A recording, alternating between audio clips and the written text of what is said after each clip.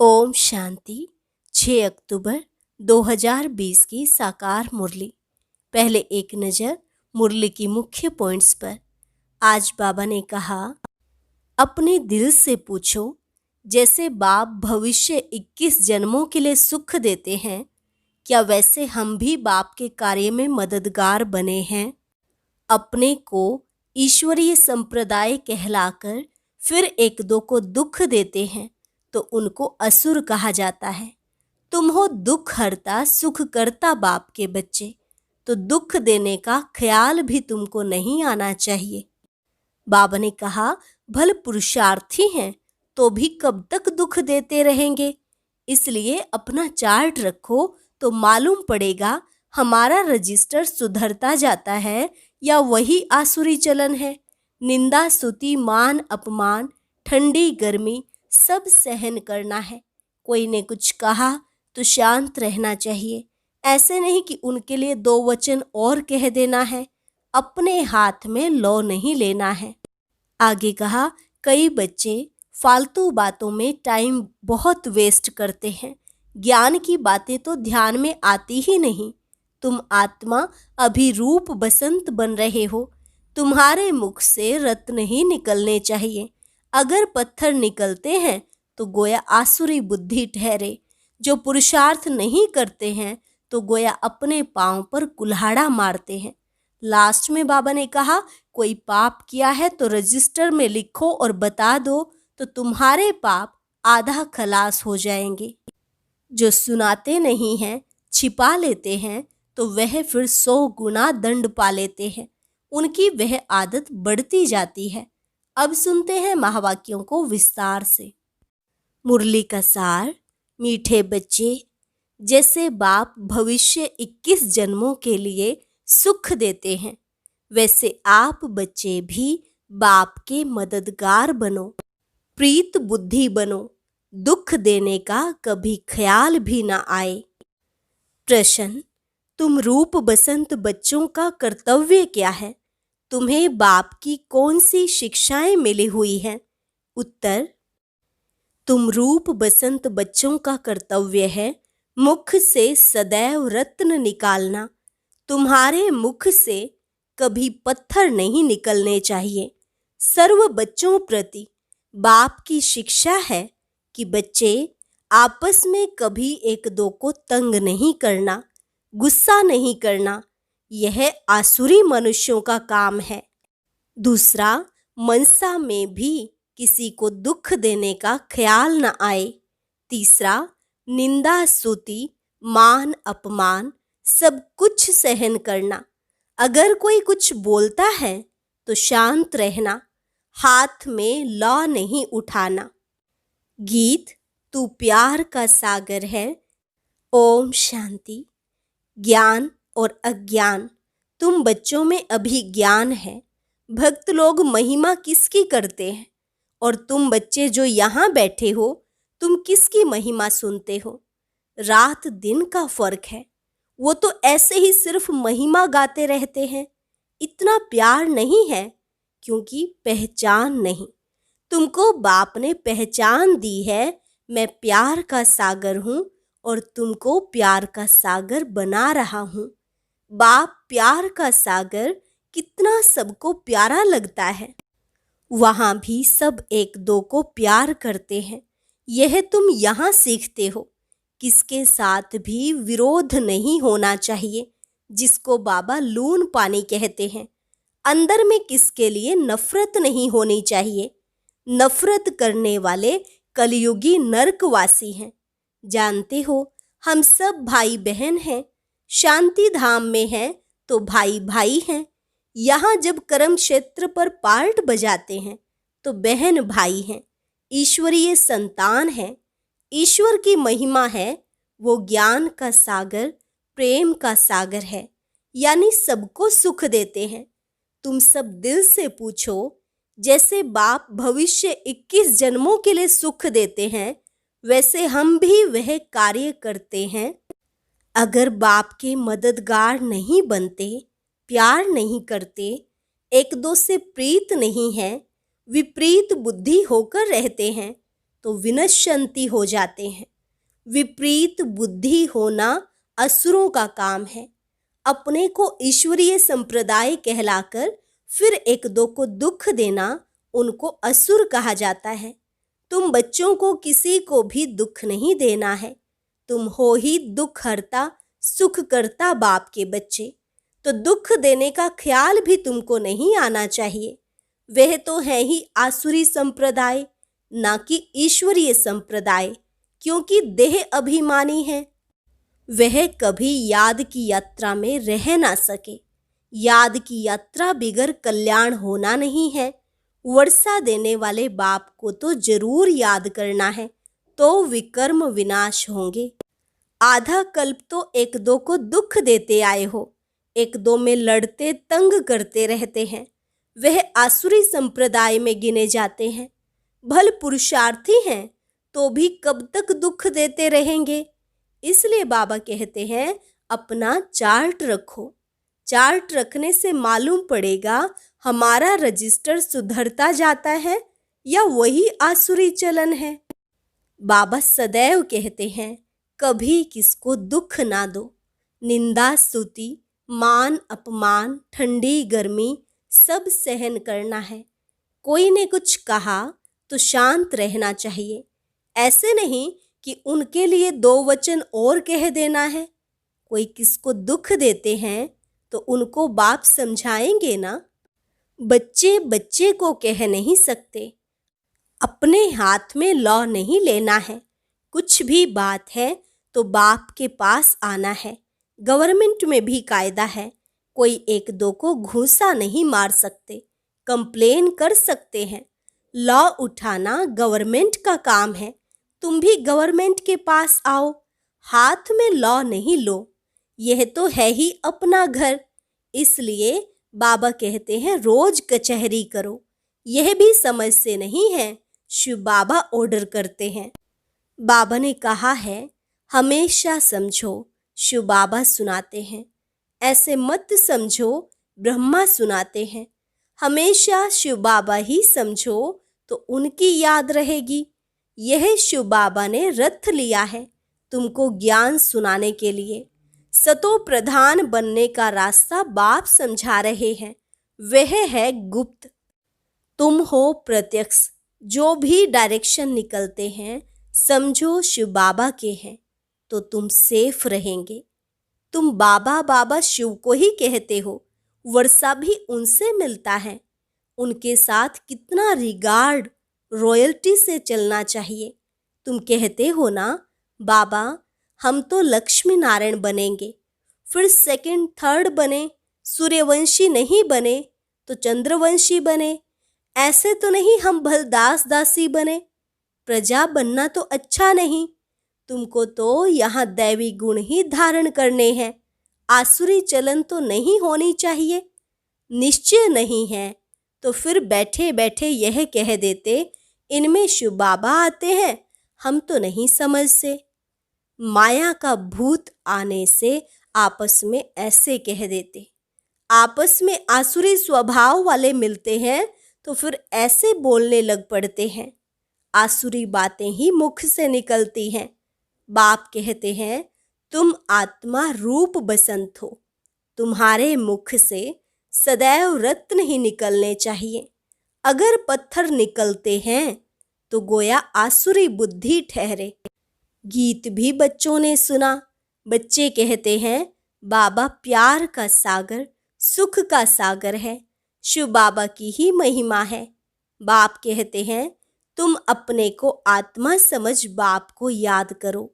इसमें बहुत अच्छे अच्छे बच्चे फेल होते हैं। देही अभिमानी स्थिति में ठहर नहीं सकते।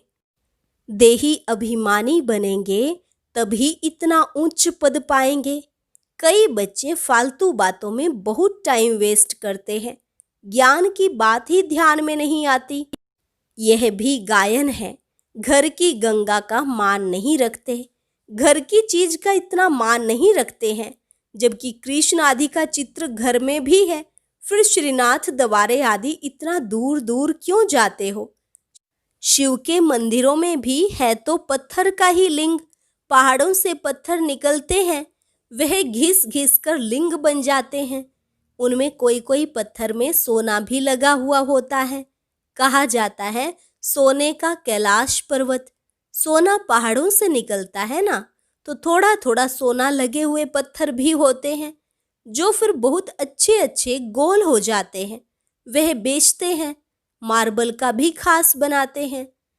अब भक्ति मार्ग वालों को कहो, तुम बाहर में इतना भटकते क्यों हो, तो बिगड़ जाएंगे। बाप खुद कहते हैं, तुम बच्चों ने बहुत पैसे बर्बाद किए हैं।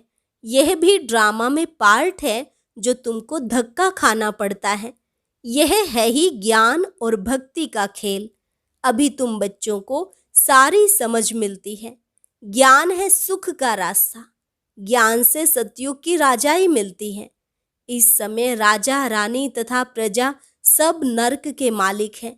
जब कोई मरता है तो कहते हैं स्वर्गवासी हुआ। इन बातों को अभी तुमने समझा है। अभी तुम कहते हो हम स्वर्गवासी बनने के लिए स्वर्ग की स्थापना करने वाले बाप के पास बैठे हैं। ज्ञान की बूंद मिलती है। थोड़ा भी ज्ञान सुना तो स्वर्ग में जरूर आएंगे। बाकी है पुरुषार्थ पर। समझते हैं गंगा जल की एक लोटी भी मुख में डालने से पतित से पावन बन जाते हैं। लोटी भरकर ले जाते, फिर रोज उनसे एक एक बूंद पानी में मिलाए स्नान करते हैं। वह जैसे गंगा स्नान हो जाएगा। विलायत में भी गंगा जल भरकर ले जाते हैं। यह सब है भक्ति। बाप बच्चों को समझाते हैं, बच्चे, माया बड़ा जोर से थप्पड़ लगाती है, विकर्म करा देती है। इसलिए कचहरी करो। आपे ही अपनी कचहरी करना अच्छा है। तुम अपने को आपे ही राज तिलक देते हो तो अपनी जांच करनी है। तमो प्रधान से सतो प्रधान बनना है। बाप श्रीमत देते हैं, ऐसे ऐसे करो, दैवी गुण धारण करो। जो करेंगे वह पाएंगे। तुम्हारे तो खुशी में रोमांच खड़े हो जाने चाहिए। बेहद का बाप मिला है, उनकी सर्विस में मददगार बनना है। अंधों की लाठी बनना है। जितना जास्ती बनेंगे उतना अपना ही कल्याण होगा। बाबा को तो घड़ी घड़ी याद करना है। निष्ठा में एक जगह बैठने की बात नहीं, चलते फिरते याद करना है। ट्रेन में भी तुम सर्विस कर सकते हो। तुम कोई को भी समझा सकते हो कि ऊंच ते ऊंच कौन है, उनको याद करो। वर्षा उनसे ही मिलेगा।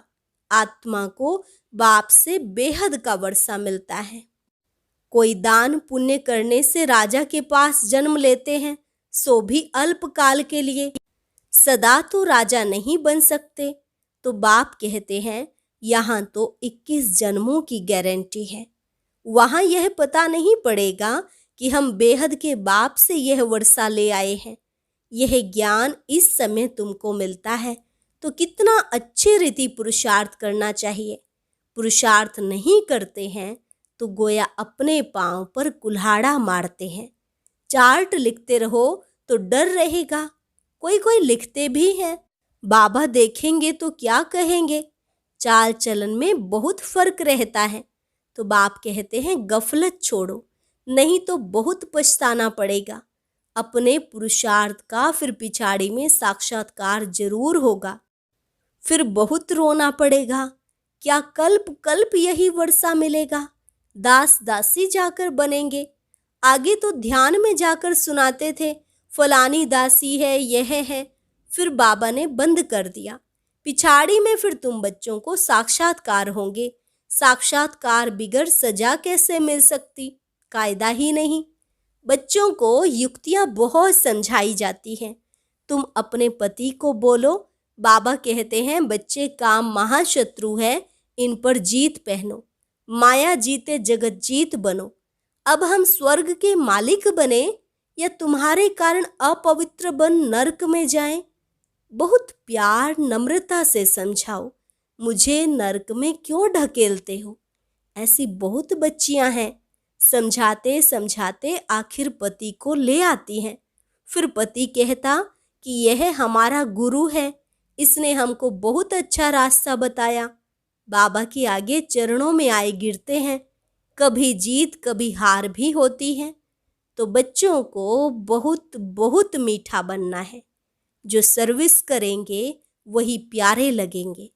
भगवान बाप आए हैं बच्चों के पास, उनकी श्रीमत पर चलना पड़े। श्रीमत पर नहीं चलते हैं तो तूफान लगने से फिर गिर पड़ते हैं। ऐसे भी हैं, वह क्या काम के रहेंगे। यह पढ़ाई कोई कॉमन नहीं है, और सब सत्संगों आदि में तो है कन रस, जिससे अल्पकाल सुख मिलता है। यह बाप द्वारा तो 21 जन्मों का सुख मिलता है। बाबा सुख शांति का सागर है। हमको भी बाप से वर्षा मिलना है। सेवा करेंगे तब तो मिलेगा। इसलिए बैज सदा पड़ा रहे। हमको ऐसा सर्वगुण संपन्न बनना है। जांच करनी है कि हम किसको दुख तो नहीं देते हैं, आसुरी चलन तो नहीं चलते हैं। माया ऐसे काम कराती है, बात मत पूछो। अच्छे अच्छे घर वाले भी बतलाते हैं, माया ने यह विकर्म करा लिया। कोई सच बताते, कोई सच नहीं बताने से 100 गुना दंड पा लेते। फिर वह आदत बढ़ती जाएगी। बाप को सुनाएंगे तो बाबा सावधान करेंगे। बाबा कहते हैं, पाप किया है तो रजिस्टर में लिखो और बता दो तो तुम्हारे पाप आधा खलास हो जाएंगे। सुनाते नहीं, छिपा लेंगे तो फिर करते ही रहेंगे। श्राप मिल जाता है। ना बतलाने से एक बार के बदले 100 बार करते रहेंगे। बाबा कितना अच्छी राय देते हैं, परंतु कोई कोई को जरा भी असर नहीं होता है। अपनी तकदीर को जैसे लात मारते रहते हैं, बहुत बहुत नुकसान करते हैं। अंत में सबको साक्षात्कार होगा। यह बनेंगे। क्लास में ट्रांसफर होते हैं तो मार्क्स निकलती है ना। ट्रांसफर होने पहले रिजल्ट निकलती है। तुम भी अपने क्लास में जाते हो तो मार्क्स का पता पड़ेगा। फिर बहुत जार जार रोएंगे। फिर क्या कर सकेंगे। रिजल्ट तो निकल गई ना। जो तकदीर में था वो ले लिया। बाप सब बच्चों को सावधान करते हैं। कर्मातीत अवस्था अभी हो न सके। कर्मातीत अवस्था हो जाए तो फिर शरीर छोड़ना पड़े। अभी कुछ न कुछ विकर्म रहे हुए हैं, हिसाब किताब हैं, इसलिए योग पूरा नहीं लगता है। अभी कोई भी नहीं कह सकते कि हम कर्मातीत अवस्था में हैं। नजदीक आने से फिर बहुत निशानियां दिखाई पड़ेंगी। सारा मदार तुम्हारी अवस्था पर और विनाश पर है। तुम्हारी पढ़ाई पूरी होने पर होगी तो फिर देखेंगे लड़ाई सिर पर खड़ी है। बाबा कहते हैं, पढ़ाई पूरी होने वाली होगी तो पता लग जाएगा कि लड़ाई सिर पर खड़ी है। अच्छा, मीठे मीठे सिकिलधे बच्चों प्रति मात पिता बाप दादा का याद प्यार और गुड मॉर्निंग। रूहानी बाप की रूहानी बच्चों को नमस्ते। रूहानी बच्चों की रूहानी बाप दादा को नमस्ते नमस्ते, गुड मॉर्निंग। धारणा के लिए मुख्य सार। पहली पॉइंट, माया के वश होकर कोई भी आसुरी चलन नहीं चलनी है। अपनी चलन का रजिस्टर रखना है। ऐसा कोई कर्म नहीं करना है जो पश्चाताप करना पड़े। दूसरी पॉइंट, बहुत बहुत प्यार और नम्रता से सेवा करनी है। मीठा बनना है। मुख से आसुरी बोल नहीं निकालने हैं। संग की बहुत बहुत संभाल करनी है। श्रीमत पर चलते रहना है। वरदान, मनसा संकल्प व वृत्ति द्वारा श्रेष्ठ वाइब्रेशन की खुशबू फैलाने वाले शिव शक्ति कंबाइंड भव। मनसा संकल्प व वृत्ति द्वारा श्रेष्ठ वाइब्रेशन की खुशबू फैलाने वाले शिव शक्ति कंबाइंड भव। जैसे आजकल स्थूल खुशबू के साधनों से गुलाब, चंदन व भिन्न भिन्न प्रकार की खुशबू फैलाते हैं, ऐसे आप शिव शक्ति कंबाइंड बन मनसा संकल्प व वृत्ति द्वारा सुख, शांति, प्रेम, आनंद की खुशबू फैलाओ। रोज अमृत वेले भिन्न भिन्न श्रेष्ठ वाइब्रेशन के फाउंटेन के मुआफिक आत्माओं के ऊपर गुलावाशी डालो। सिर्फ संकल्प का ऑटोमेटिक स्विच ऑन करो तो विश्व में जो अशुद्ध वृत्तियों की बदबू है वह समाप्त हो जाएगी। स्लोगन: सुखदाता द्वारा सुख का भंडार प्राप्त होना, यही उनके प्यार की निशानी है। सुखदाता द्वारा सुख का भंडार प्राप्त होना, यही उनके प्यार की निशानी है। अच्छा,